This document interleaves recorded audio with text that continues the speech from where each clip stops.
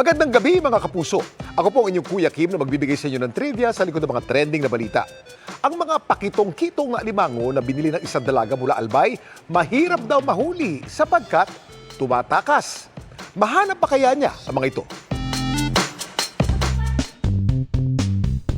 Nang magbakasyon kamakailan ang pamilya ng taga Legazpi Albay na si Shaira, sa Butuan City sa Mindanao, ang binili nilang pasalubong, fresh alimango.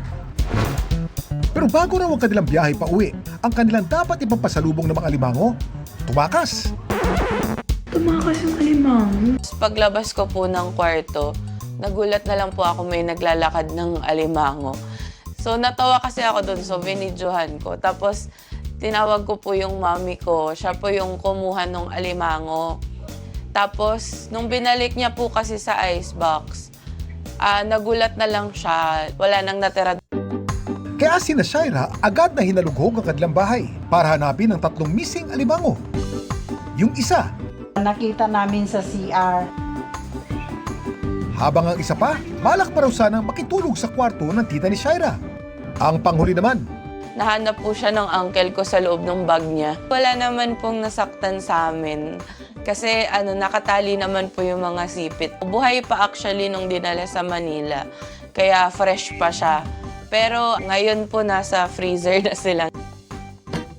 kung ang mga pinampapasalubong na alimango ni Shaira bawal lumabas sa kanilang container, alam niyo ba sa Australia, inaabangan ng paglabas ng libo-libong alimango kada taon? May mga pinapasara pa nga raw ng mga kalsada para ligtas sa mga ito makatawid.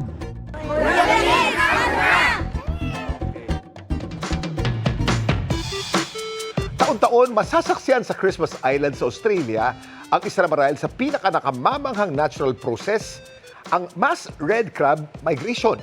Milyong-milyong species ng alimangong ito ang sama-samang naglalakad mula sa gubat patungo sa karagatan para mag-mate at mag-swarm o magdeposito ng kanilang mga itlog. Para ligtas na makatawid ang mga alimango, may ilang bahagi ng daan ang sinasara.